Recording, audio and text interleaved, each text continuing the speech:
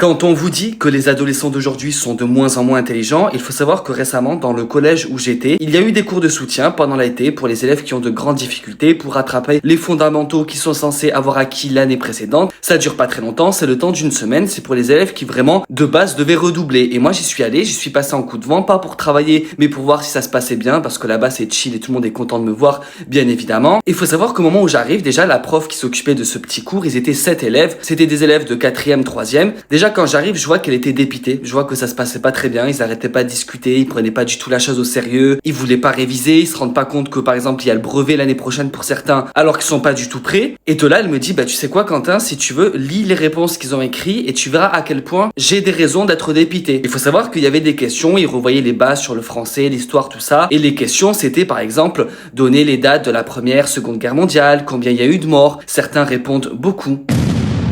La réponse est beaucoup. Il y avait des questions en mathématiques aussi. Expliquer le théorème de Pythagore, le théorème de Thalès. Il y en a un qui a écrit le théorème de Thalès, c'est un théorème qu'a inventé Thalès.